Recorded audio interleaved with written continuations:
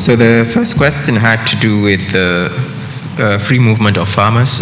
Just wanted to say the Economic Management Committee headed by the Vice President on COVID has discussed the issue of the agric community and the importance of ensuring that the country has food security. We have also discussed the issue of agricultural products and including animal products, and the importance of allowing free movement of these items as well as people. The implementation guideline that will come out will be very clear, and I hope our security agencies continue to respect the exemptions that Mr. President has specified in terms of the restrictions. Secondly, the other question had to do with the need for national synergy when it comes to easing the lockdown. So we're actually working closely with the Nigeria Governors Forum. We'll be sharing a draft of the implementation guideline with the forum to make sure that state governors are aware of what we are proposing so that we have synergy.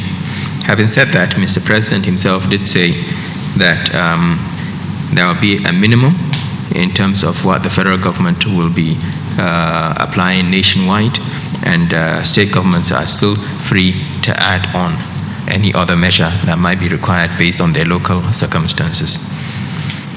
Thirdly, there was a question about whether the easing of the lockdown will be followed by all workers going back to work. Well, that's why we said it's a gradual easing of the lockdown.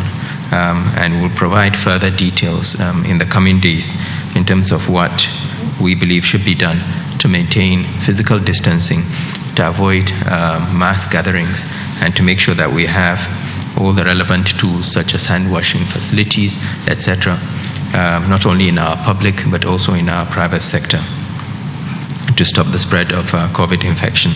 And I must say, the easing of the lockdown doesn't necessarily mean that we are going to remove all restrictions. Not at all. As we ease the lockdown, we'll have to look at other interventions that may have similar impact and make sure that they are enforced for the coming weeks or even months. In terms of interstate restrictions, do we test drivers going across state boundaries? No. If you test a driver going across state boundaries, it means the DG and CDC will have to move all his staff to the roads to make sure that everybody is being tested as they cross the states. No, we wouldn't.